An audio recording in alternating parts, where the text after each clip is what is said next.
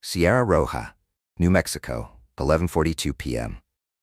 The desert wind howled like a distant scream as Chief Ranger Elena Marquez crouched behind the wheel of her aging patrol jeep, her pistol gripped tightly, heart thundering in her ears.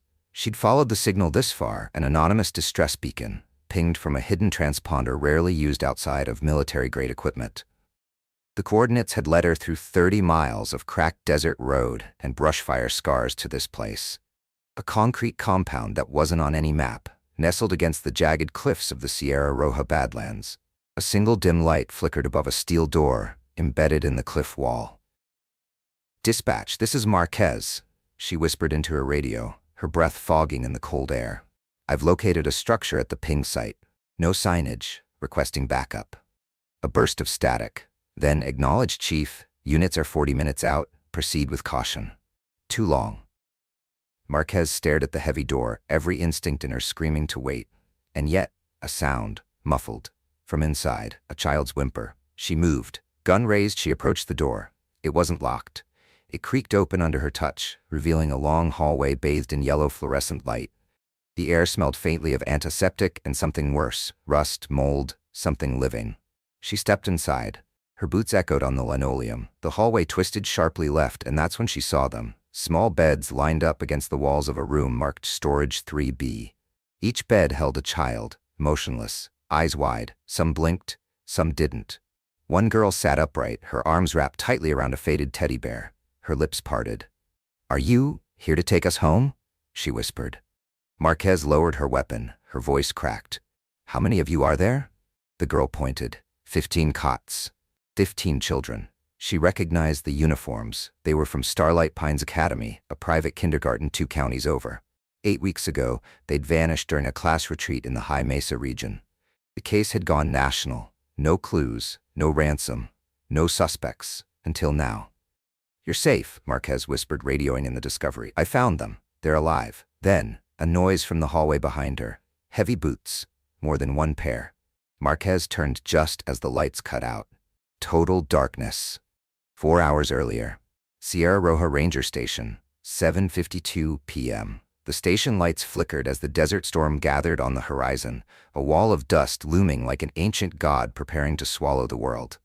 Chief Ranger Elena Marquez sat at her desk, nursing a mug of stale coffee and scrolling through overdue trail reports when her screen went black. Then a flicker. A new window blinked to life. Unregistered signal received. Source, High Mesa region, grid 23G, priority emergency. Transponder Class A. She frowned. Class A beacons were military grade, used only in special ops or disasters requiring federal response. No one should have had access to one up there. That part of the mesa had been closed off since the canyon fire 2 years ago. She clicked for GPS coordinates. The signal pulsed from an area labeled simply Restricted Zone 4. No structures, no trails, just badlands. Then her radio crackled. "Dispatch to Chief Marquez, do you copy?" She grabbed the mic. "Copy. Go ahead. You getting this ping?" "Yeah, just lit up my screen." "Weird thing, Chief, it's cycling every 60 seconds. It's not just a beacon, it's a loop transmission." Elena leaned in, heart picking up pace.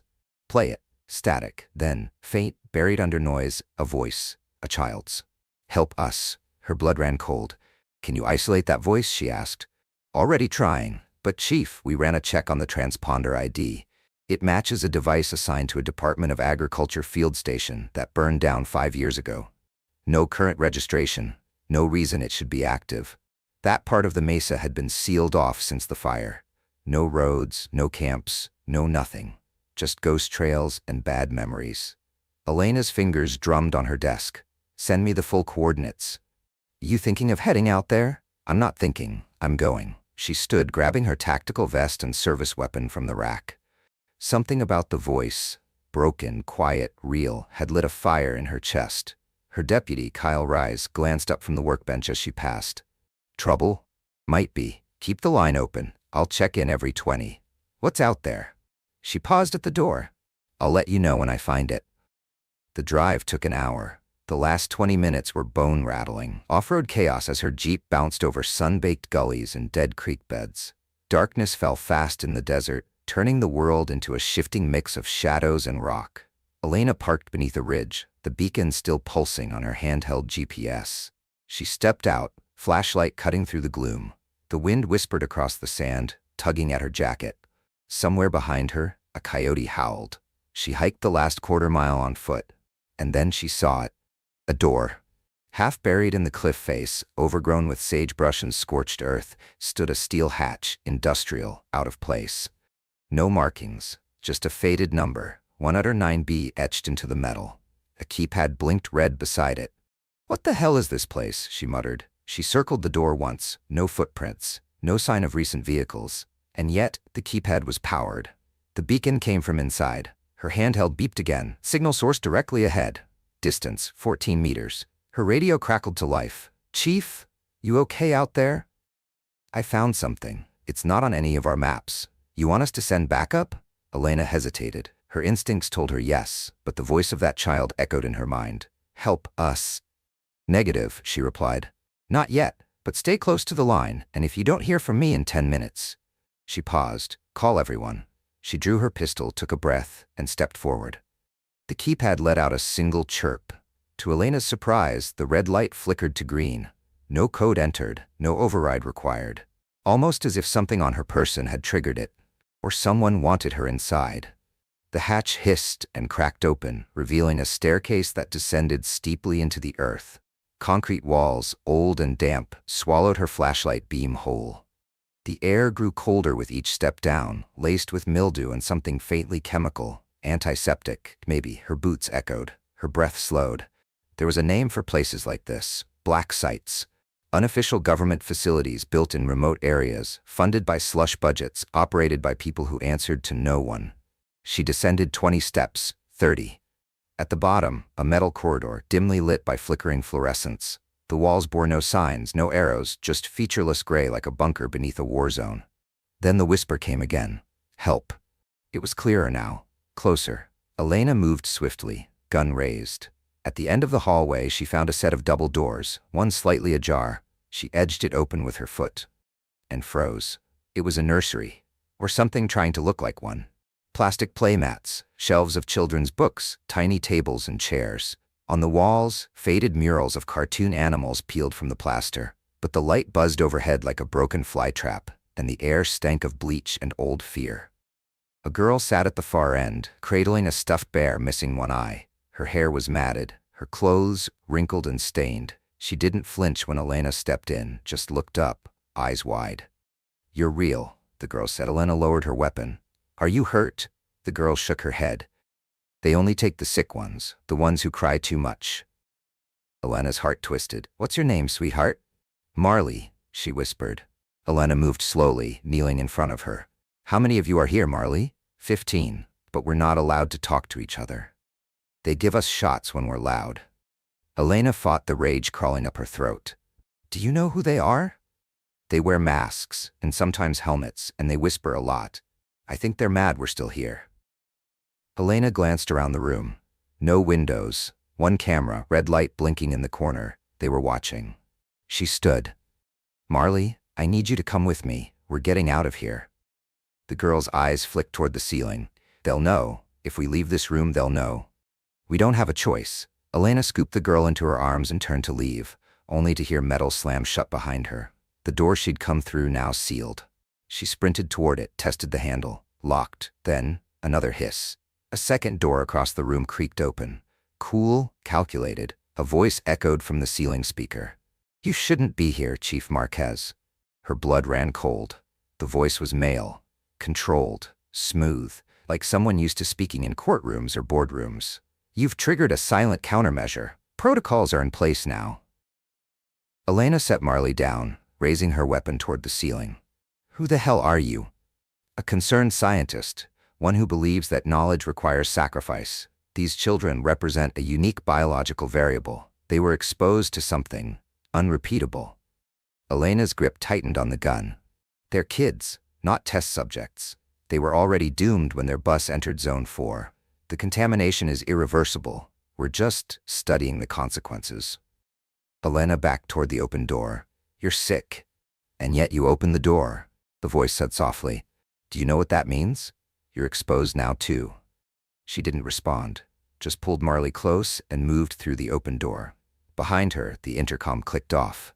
Ahead, the hallway turned sharply left, lined with steel cages. Her light flicked on each one as she passed, cages built for children, not animals. Some still had tiny shoes inside, a drawing, a ribbon, a toothbrush, and one cage had blood smeared on the bars. Elena pulled Marley tighter. No more, not one more. She radioed in again.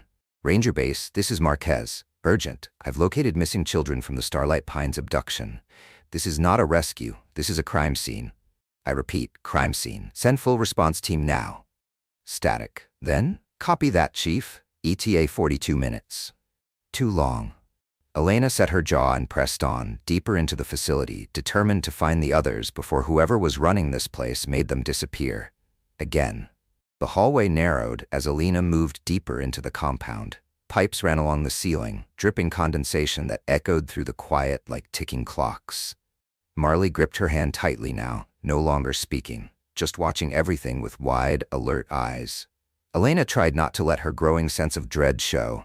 Each door they passed was numbered. Each number brought her closer to something, but she didn't know what. She stopped at door 14B. There was noise inside, muffled movement, a scrape of metal. Then, a cough. Elena crouched, motioning for Marley to stay behind her. She eased the door open with her foot, gun raised. It wasn't a lab. It was a janitor's closet. Rows of cleaning supplies, mop buckets, and an old metal cot shoved into the corner. And standing in the middle, arms raised in surrender, was a man. Easy, he said quickly. I'm not one of them. Elena narrowed her eyes. Who the hell are you? Name's Ben Navarro. Maintenance crew. I was hired 3 years ago to clean this place. I didn't know what it really was. Not at first. Why are you still here? He glanced at Marley, then back at her. Because someone has to help them. No one else down here gives a damn. Elena kept her gun up. Help them? This is a black site built to imprison children. You didn't call the authorities? You think I could? He snapped. Everything here's off the books. They monitor every signal. The last guy who tried to send a message, his body's in the incinerator. I stayed alive by keeping my head down, cleaning up after them, pretending to be invisible. And now? Now you're here, which means something's changed. I heard the alarms. I thought they were coming for me. Elena slowly lowered her weapon but didn't holster it. I found one girl. There are 14 more. Where are they? Ben's face darkened. The others were moved 2 days ago. They call it Phase 2, something about transferring the test group to the deep sector. You'll need a key card. High level. Do you have one? No, but I know where to find one. He crossed the room, rummaging through a cabinet. From a hidden compartment behind a shelf of industrial bleach, he pulled out a black key card, smudged and bent at the edges. Belonged to Dr. Kessler. He vanished last year. They never found his body. I kept this in case I needed leverage. Is it still active? Ben shrugged. Only one way to find out. Elena glanced back at Marley. The girl stood silently in the hallway, hugging the bear tighter than ever. She said they were giving the kids injections. Ben nodded. Sedatives, immunosuppressants, and something else. What else? He hesitated. They called it Compound 9, said it was derived from something that leaked out of a meteor impact in Zone 4 years ago, said it could change neural architecture, turn children into something new, smarter, faster, but unstable. Elena stared. You're telling me this is some kind of bioexperiment? It started as that, Ben said grimly. Now it's trafficking, scientific data sold to private clients. If a kid survives Phase 2, they don't stay in the country. Elena's grip tightened around her pistol. We need to move, she said. Take me to the deep sector. Now. Ben grabbed a flashlight and motioned for her to follow. There's a service lift that bypasses security checkpoints. But once we're down there, there's no signal, no backup. I don't need backup, Elena replied. I just need those kids. 10 minutes later, the three of them stood in front of a rusted elevator, half buried behind crates of expired medical gear. Ben swiped the black keycard. The lift groaned to life. Last chance to turn around, he muttered. Elena ushered Marley in first. That's not happening. As the elevator descended, the light above them dimmed. Marley's hand slipped into Elena's again. Ben glanced down, eyes haunted.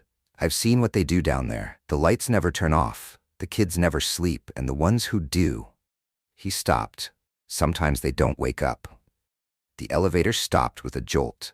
A hiss of hydraulics. The doors opened with a slow, ominous grind. Beyond them, flickering fluorescent lights, long rows of sealed doors, and silence. Until, help, a whisper again, but from multiple voices this time. Elena stepped forward. I'm coming. The hallway beyond the elevator stretched into a cold abyss, lined with flickering lights and unmarked steel doors.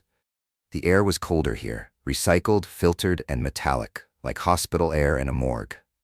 Elena kept her pistol raised. Ben stayed close, flashlight beam dancing across security cameras and motion sensors.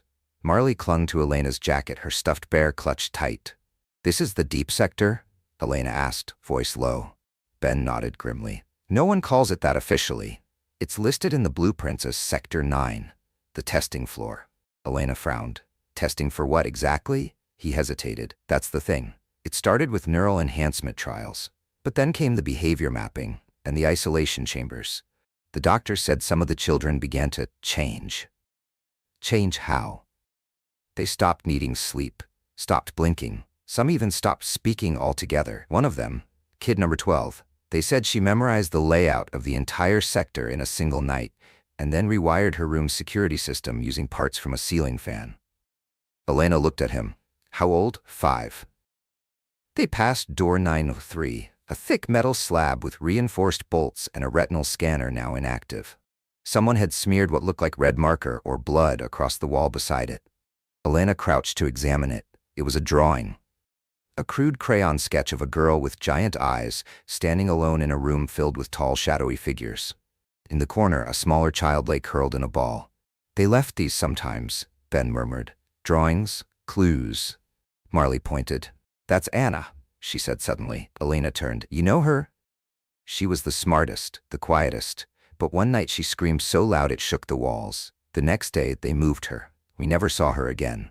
Elena stood, her chest tightening. Let's find her. Ben hesitated at the next intersection. That way leads to the containment wing, he said, gesturing left.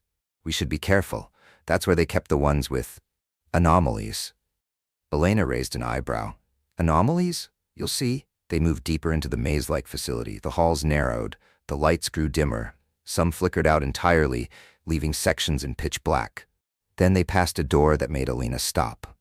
912. A crude nameplate, drawn by a child's hand, was taped above the handle. Anna. The window in the door had been shattered. Elena peered in. The room was wrecked. Furniture overturned, mattress slashed open, walls covered in what looked like scratches. Not random either. Symbols.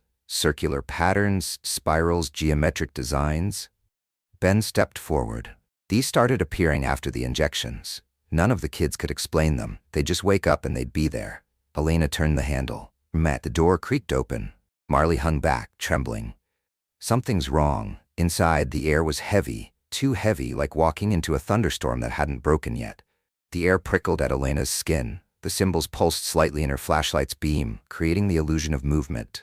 Then, a soft hum and a voice, not over the intercom, not from the hallway, inside her head. I remember you. Elena spun. No one there. Ben's flashlight flickered. Did you hear? Elena nodded. A voice, but not out loud. Marley was shaking now, eyes fixed on the far wall. She's still here. Suddenly, all the corridor lights went out. Darkness slammed into them like a fist. Elena moved fast, stepping into the room and slamming the door shut behind them. She activated her tactical flashlight and pointed it at the walls. The symbols seemed brighter now, glowing faintly in the beam's edge. Then a whisper, right behind her ear. You're not like the others. She turned, gun aimed, but no one stood there. Ben was pale. Something in this place, it learned, it adapted. I think Anna changed more than they expected. Elena looked at Marley. Do you feel her? The little girl nodded. She's watching, from below. Elena blinked. Below? Marley pointed to the corner of the room, where a section of tile had been lifted, revealing a dark opening, a crawl space. Elena approached it cautiously. A faint, rhythmic tapping echoed up from the hole, like a code, a message. Stay with Ben? She told Marley, then dropped into the crawl space. The shaft sloped downward. The deeper she went, the colder the air grew, and the tapping became words. 3 knocks. Pause. 2 knocks. Repeat. Morse code, HELP. She emerged in a chamber beneath the testing floor, bare concrete. Chains hung from the ceiling. In the far corner, a small figure huddled against the wall. Elena stepped forward. Anna? The girl turned. Her eyes were large, too large, reflecting light like an animal's. But she wasn't afraid. She smiled. The girl in the corner rose slowly. Her movements were wrong, too fluid, almost gliding. Elena took a cautious step forward, gun still raised but not aimed. "Anna?" she called gently, watching the child's eyes gleam like polished obsidian under the flashlight. The girl tilted her head. "You're not afraid," she said softly, her voice like glass on stone. "Most grown-ups are." "I'm not most grown-ups," Elena replied. Anna blinked slowly. "They said you'd come." "Who said?" The girl pointed upward toward the ceiling, toward the maze of pipes and metal and silence above. "Them." Before Elena could speak, Anna stepped into the light, and Elena felt a chill slice down her spine. She was small, fragile-looking, but her skin bore traces of something that didn't belong in any human child. Tiny patterns etched just beneath the surface, glowing faintly like circuitry. The tattoos shimmered blue and green, forming perfect geometrical spirals around her wrists, neck, and collarbone. "What did they do to you?" Elena whispered. Anna's smile faded. "They tried to make me better, to survive it." "Survive what?" "The meteor," Anna said simply. "The thing that came down in the fire zone. The doctors said it wasn't just a rock. They found things inside it, living things." Elena's heart pounded. "You were exposed?" Anna nodded. "We all were. They didn't tell the school, of course. Just said it was a safe field trip to an observatory. But it wasn't. They took us to the crash site." "Why?" "To see who would change." Elena stepped closer. "And what about the others? The other kids, where are they?" Anna looked away. "Some are still here. Some they took away. Some didn't survive the third round." "Third round?" Anna closed her eyes. There were injections, lights, sounds, machines that talked without speaking. I could feel them trying to open something inside my head. Elena crouched beside her, trying to keep her voice steady. "Did they succeed?" Anna opened her eyes, and for a split second, Elena saw nothing human in them. Only darkness, and something moving beneath it. "They opened too much," Anna whispered, "and now I can't close it again." Suddenly, from the crawl space behind them, a clang, then Ben's voice. "Elena, something's happening. Marley's screaming."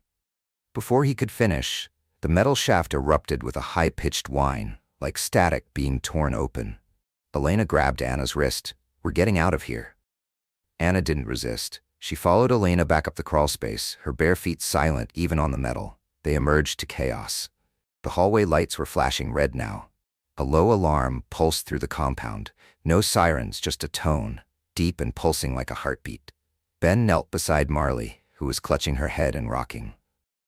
"She started screaming," he said. "No warning, just something triggered it." Anna stepped forward and knelt. She didn't speak, just placed her palm gently on Marley's forehead. The younger girl instantly calmed, like a switch had been flipped. Elena stared. "What did you do?" Anna looked up. "We're connected. They all are now." "What does that mean?" Ben answered before she could. "The injections. They were experimenting with neural syncing, group consciousness. One child's pain could be felt by the others. They wanted to create a shared mind." Elena's breath caught. "A hive." Anna nodded. "But I'm not part of them anymore. I broke away. That's why they locked me down here." "You're saying the other kids? They're still linked?" Anna's eyes flashed. "Yes. And they're scared. They can feel the walls closing. We don't have much time." The alarm's tone deepened again, more urgent now. Elena grabbed her radio. "Ranger Base. This is Chief Marquez. The situation has escalated. Children have been subject to illegal biomodification. We are moving to extract. I repeat, we are moving to extract." Only static replied. Ben swore. "Signals jammed. They're sealing the sector." Anna turned, already walking. "I can lead you, but once we enter the hive space, you have to promise me something." Elena followed. "Anything." Anna stopped, facing her squarely. "If I lose control, if I hurt the others, you stop me, no matter what." Elena looked at the strange glowing girl before her, the survivor of something no child should have endured. "You have my word," she said, and together they walked into the dark. The corridor leading to hive space wasn't marked on any blueprint Ben had ever seen. Anna walked ahead of them without hesitation, barefoot on the cold steel floor, eyes glowing faintly like fireflies under skin. The red warning lights bathed her in crimson shadow, and for a moment Elena couldn't tell if the girl was leading them toward salvation or something far worse. "I can feel them," Anna said softly as they walked. "They're waking up." "Who?" Elena asked. Anna turned slightly. The others, the ones they couldn't control. The ones they buried deep. Ben glanced at Elena. You're sure about this? No, she admitted, but I trust her more than anyone who built this place. Ahead, the corridor ended in a massive vault-style door, recessed into the rock. It wasn't just locked, it was sealed. A biometric scanner flickered weakly on its panel. Anna approached without hesitation and pressed her hand to the pad. A pause, then a click, a hiss. The vault opened, exhaling a breath of cold air thick with antiseptic, and something sour, like fear, turned physical. Inside, the room was vast and circular, its walls lined with glass pods. Each pod held a child, floating, unconscious. Wires connected their limbs and skulls to a central column pulsing with blue-white light. The hum of machinery filled the space, steady and inhuman, like a mechanical lullaby. Marley whimpered behind Elena. Ben muttered, "My God." They didn't just study them, they built a whole system around them. Anna stepped into the center of the room, toward the pulsing core. This is the neural sync array. They used it to override the children's individual minds. At first, it was just about connection. Then they pushed it further. They wanted unity, obedience. Elena moved to the nearest pod. A boy inside, maybe 6, floated with his eyes half open but unfocused. His mouth twitched every few seconds, forming silent syllables that didn't belong to any language she knew. He's dreaming, Anna said. But not his dream. The hive dreams for them now. Ben ran his hand along the pod's surface. How do we wake them? You can't, not all at once. Their minds are still tethered. If you break the sync too fast, they'll seize or die. Anna stepped closer to the array. But I can wake them one at a time, if I go inside. Elena's heart leapt. Inside? You mean connect to this thing? Anna nodded. I was the first they synced, the one who resisted. I know its rhythms. If I go in again, I can loosen the grip. No, Elena said sharply. There has to be another way. This is the other way, Anna said, turning to her. You promised. If I lose control, if the hive swallows me, you stop it. You end it. Elena's grip on her weapon tightened. You're just a kid. Anna looked past her toward the pods. So are they. A moment passed. Then Anna knelt before the core, reached out her hands and touched it. The room went silent. Then, screams, not out loud, in their heads. Elena staggered back. Marley cried out, clutching her ears. Ben fell to one knee, and Anna was rigid. Her eyes rolled back, mouth open in a voiceless cry. The core pulsed brighter. The pods began to twitch, small movements from the children inside. Fingers curled, lips moved, feet kicked gently against invisible currents. She's doing it, Ben gasped. She's breaking the sync. Then the lights above exploded in a shower of sparks. The floor trembled. A new noise filled the room, not mechanical, animal. From a dark tunnel behind the vault door, something stirred. Elena turned, weapon raised. Ben whispered, that wasn't part of the schematic. And from the shadows emerged something that used to be a child. Twisted, emaciated, moving on all fours. Its skin shimmered with the same bioluminescent tattoos as Anna's, but corrupted, crawling like worms beneath the flesh. Its eyes glowed white, and when it opened its mouth, it didn't speak. It screamed. Anna writhed against the core, trapped between two worlds. Elena raised her weapon, and the thing lunged. The creature hit Elena like a cannonball. She barely got her arm up before it slammed into her, claws raking across her vest. They tumbled across the steel floor, crashing into the base of one of the glass pods. Elena! Ben shouted, lunging forward, but another pod hissed and cracked open. Another child stepped out, but this one didn't look saved. Its skin twitched as if something beneath was moving on its own. Its pupils were needle-thin, glowing red. Ben froze. This isn't just a sync system, he whispered. It's breeding something new. Elena elbowed the first creature hard in the jaw, rolling free and drawing her pistol. She fired twice, center mass. It staggered, but didn't fall. Anna, she shouted, we need you now. Anna remained rigid, still locked into the neural core, eyes wide but unseeing. A thin line of blood trickled from her nose.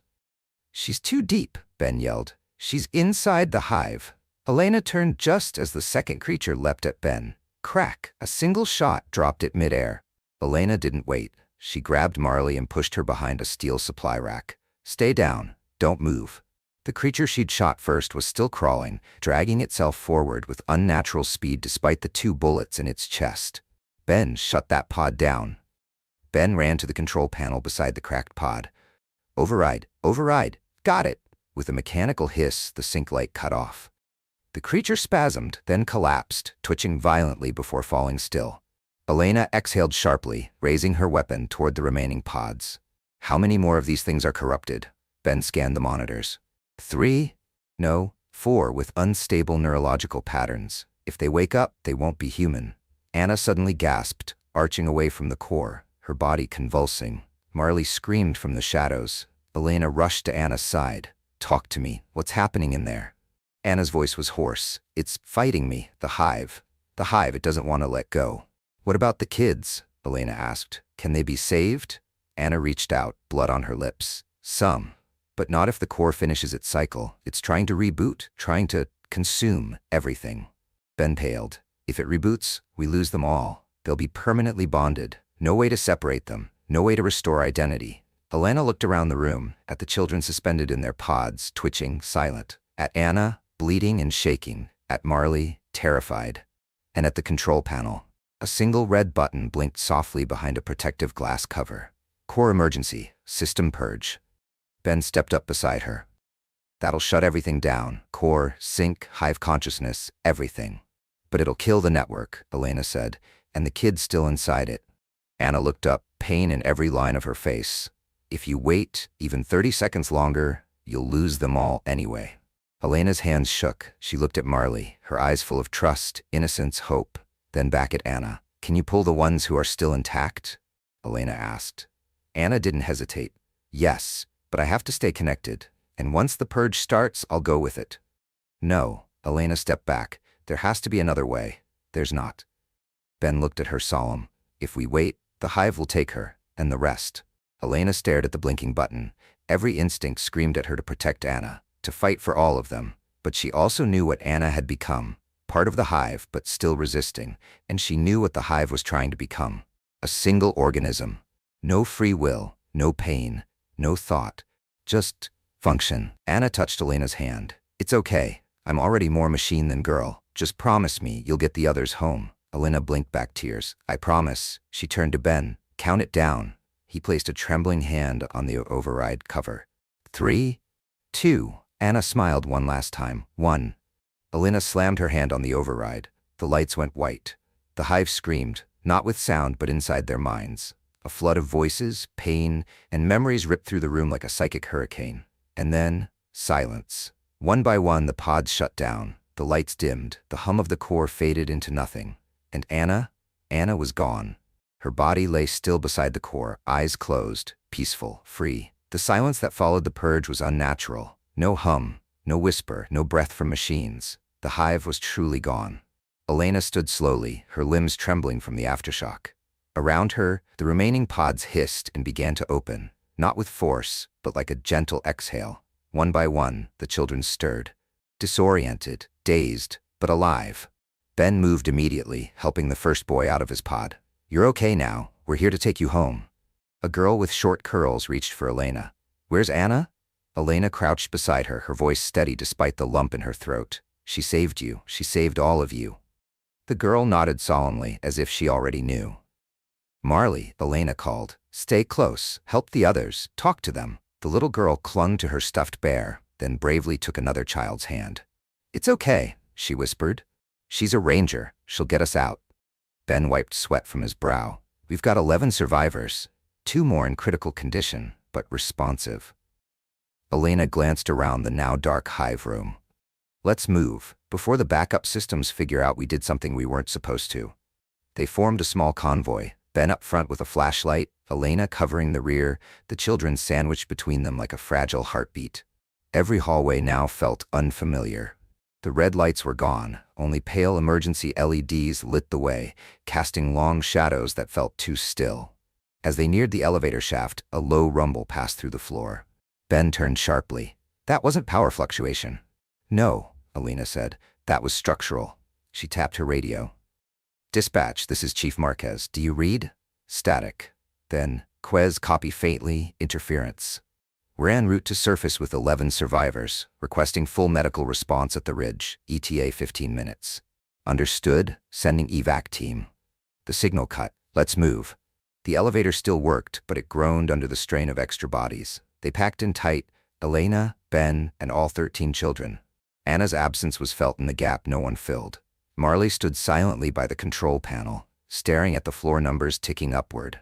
When they reached the top, the vault hatch opened with a clank, revealing the gray light of early dawn. The sky was streaked with orange and violet, the stars fading into the warming desert air. Ben stepped out first, checking the ridgeline. Then, movement, trucks, rangers. Relief spread through the group like sunlight. Children began to murmur, some to cry. A few collapsed onto the ground, stock kissing the sand. Elena let herself exhale for the first time in hours. They'd made it. But then Marley tugged on her sleeve. "There's one more," she said. Elena turned. "What do you mean?" Marley pointed to the ridge. "He's waiting." Ben looked confused. "Everyone we had accounted for is here." Marley must be disoriented. But Elena wasn't so sure. She followed Marley toward the edge of the bluff. The girl moved without fear, like she knew exactly where she was going. And then, at the base of a rocky ledge, half hidden behind a cluster of sagebrush, stood a figure. Small, barefoot, watching them. Elena raised a hand. "Hello?" The figure stepped forward, light catching his face. It was a boy. But not one from the facility. His skin was pale, too pale, almost translucent. His eyes glowed faintly gold. In his hands he held something wrapped in a cloth. As Elena approached, he offered it to her. It was Anna's stuffed bear. "She gave it to me," he said, before she disconnected. Elena crouched, heart pounding. "Who are you?" The boy tilted his head. "They called me Zero. I was the first sync, before Anna, but I wasn't compatible." Ben appeared behind her, pale. "That name's in the logs. They said he didn't survive the neural split." "I didn't," the boy said calmly, "but I became something else." Marley reached out and took his hand. He smiled, strangely calm. "Don't worry," he said. "I'm not Hive anymore, but I remember everything." Elena looked into his strange, glowing eyes and felt the earth shift beneath her feet. "What are you now?" she whispered. He looked to the sunrise. Still deciding. The medevac trucks rolled in fast. Too fast. By the time Elena and Ben led the children down the ridge, 4 black SUVs had joined the 2 Ranger vehicles, and men in unmarked tactical gear were already setting up perimeter lights and snapping orders. No insignia, no names, just dark sunglasses, clipped voices, and automatic weapons. Elena's boots hit the sand as she reached the first Ranger unit. "Where's the medical team?" A uniformed medic, young, nervous, glanced at the men in black before replying. "We were told to wait until they cleared the perimeter." "By who?" Elena snapped. "Federal liaison. Arrived 15 minutes ago. They say this is now a Department of Defense matter." Ben cursed under his breath. From behind them, one of the suited men approached. Tall, military posture, clipboard in hand. "Chief Marquez," he said. "I'm Agent Harlan. I'll be taking over the situation from here." Elena stepped forward, body still radiating adrenaline.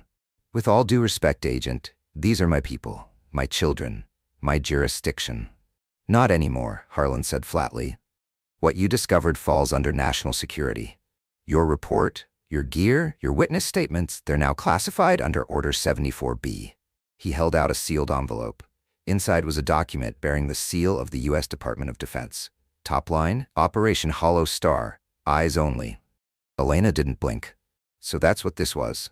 A military project. Not originally, Harlan admitted, but when the research transitioned into biological neural manipulation, things escalated. You weren't supposed to find this place. She glanced at the children huddled near the medical truck. "Well, I did, and I'm not handing them over to anyone." "You don't have a choice." Ben stepped up, voice firm. "You're not taking them. Not again." Harlan didn't flinch.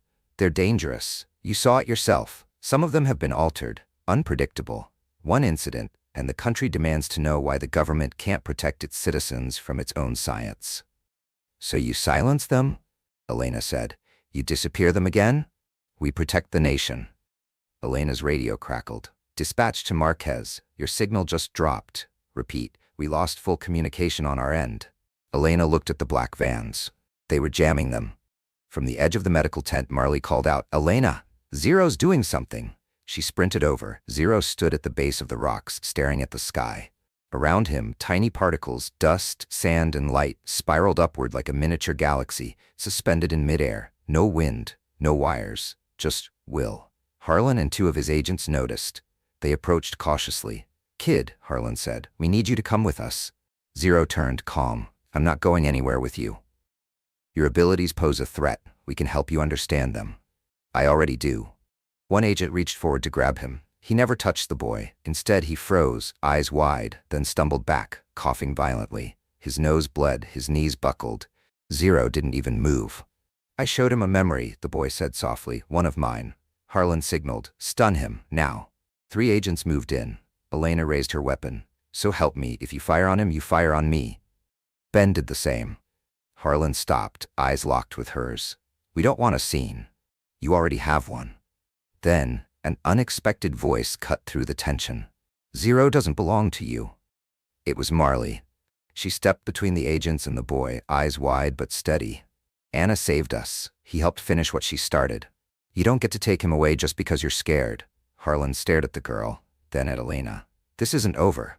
No, Elena replied, but it's no longer under your control. Silence hung like a blade. Finally, Harlan stepped back. We'll be watching, all of you. He turned on his heel and walked off. The agents followed.